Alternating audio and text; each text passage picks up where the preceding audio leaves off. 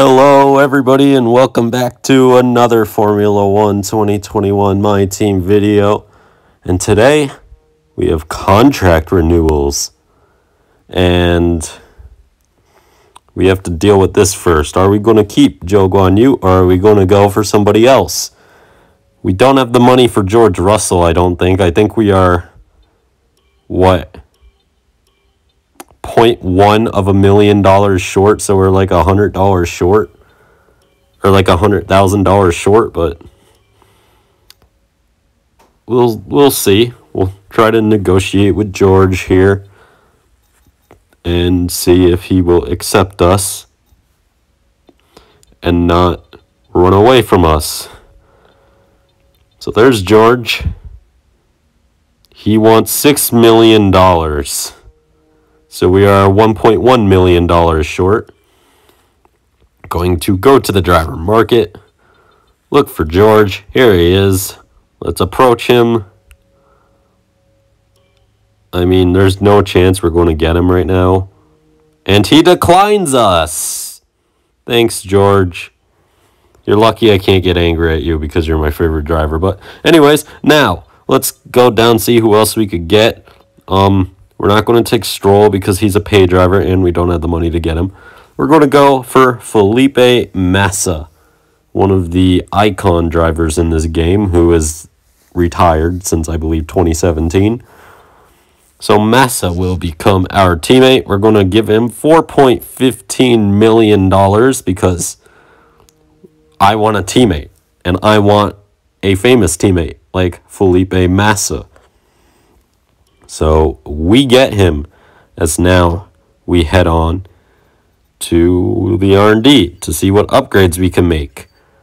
And looking here, doesn't look like there's anything. We can't buy anything, obviously, so we're going to sim ahead in the week. And we are going to ignore this whole, or no, we're going to approve of whatever that was. I didn't read it because it's sped up.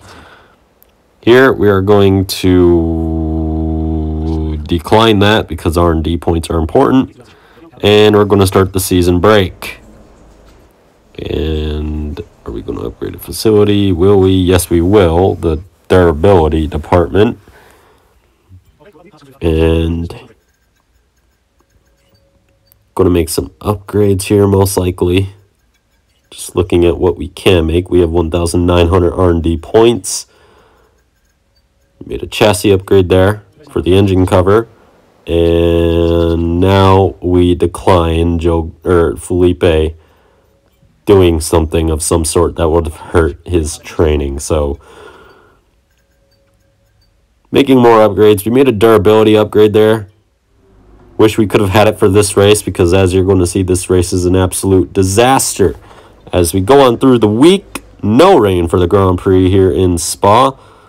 So that makes racing at the most dangerous and arguably the toughest track a little bit easier. As we head on now to practice. Heading into the bus stop chicane, coming on to the front straightaway and down towards turn 1, which is named La Source. Across the line, we are currently dead last because we suck somewhat. And off the final corner once again, down to the line. Yeah, we qualified dead last. What's new? Of course, we're last for the Belgian Grand Prix. Even after improving on our second lap, it still wasn't enough. 101% difficulty is not very easy. So we're going to see how far off we were. We were about 1/10 off of Nikita Mazepin, which is a complete embarrassment to society. So let's go to the Belgian Grand Prix. Welcome along then to the Belgian Grand Prix, the race that gave us the maiden victory for the Jordan team in 1998. And in the same team, the phenomenal debut of a young Michael Schumacher.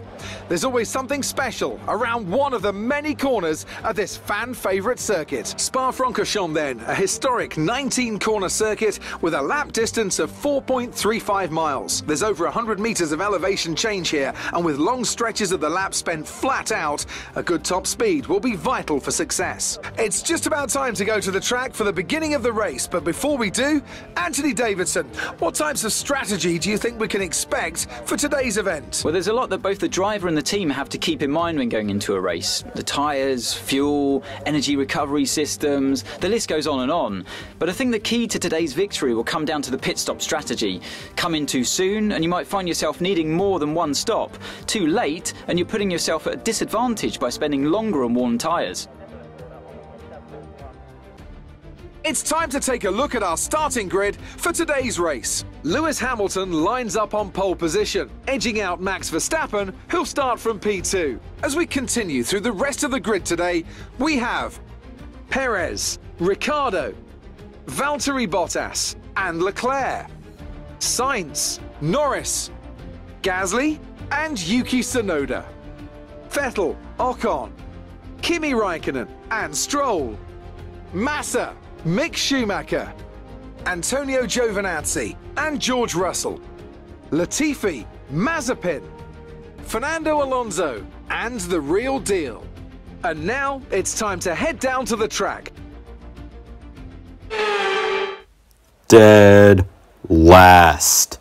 And I forgot to change any of the components, I believe, inside of this race car automobile thingy. So now we are dealing with a very, very worn engine. I believe the energy store is taking a major blow when it comes to durability, ability. Oh, what the hell? I'm just frustrated right now, I guess, because I forgot that. As we form up on the grid, though, for the Belgian Grand Prix, no time for pouting around, I guess, as we head to the 5 red lights.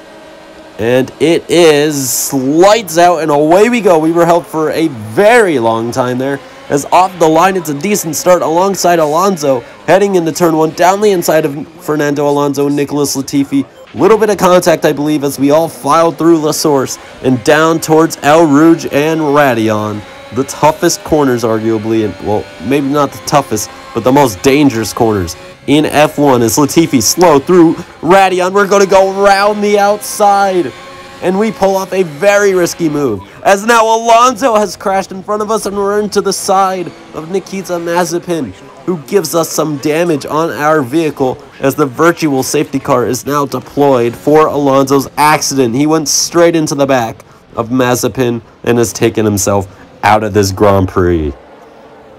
Absolutely unbelievable opening lap, to say the least, as we come in to pit to repair this front wing here in Spa, which has taken a slight beating.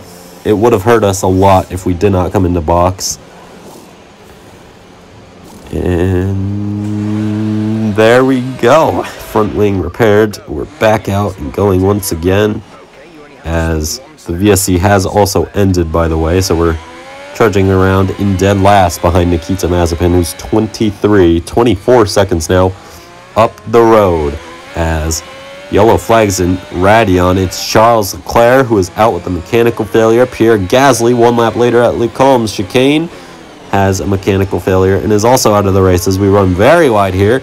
Here comes Nicholas Latifi, who already boxed as well here on lap number 5. He's on soft tires. He is on a 2-stopper right now, I believe, unless he had damage from that lap 1 incident. I'm not really sure.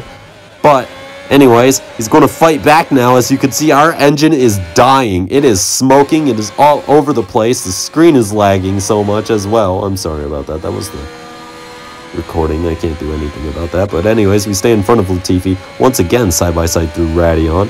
As you can see, our control electronics are dying.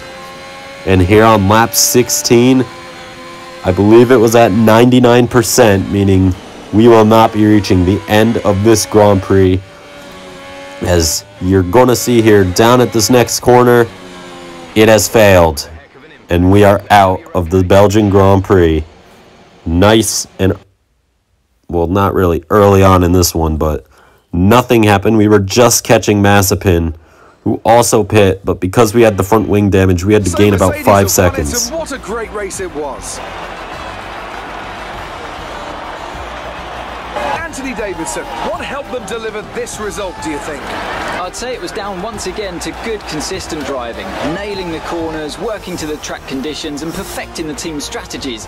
They got all of these things right today and the results speak for themselves. Mercedes are on top form once again after an excellent race weekend. It's great to see them up on that podium once again.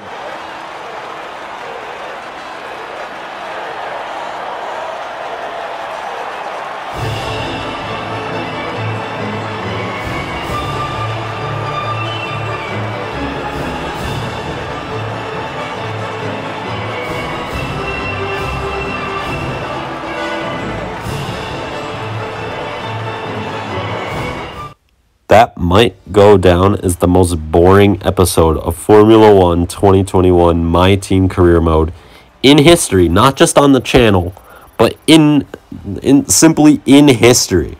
Like, people like Arva and Tiamat Marduk never have that sort of bad luck, I guess. It's just...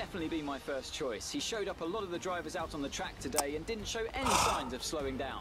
Front wing damage put us at the back. We were starting to catch Mazepin, and then we DNF'd with a mechanical failure probably less than 2 minutes before this race became interesting, and we would have had a great finish to today's race. But anyways, we see the start of the Grand Prix here, and if you enjoyed, make sure you like and subscribe. At the time of making this video, we are almost at 900 subscribers. I believe we're just 6 away now, maybe even 5.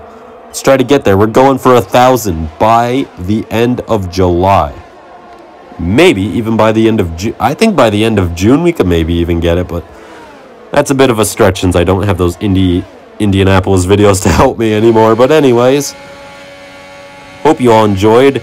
Thank you all for watching, and I hope to see you all in the next video, which is the longest and most entertaining one so far, in Monza.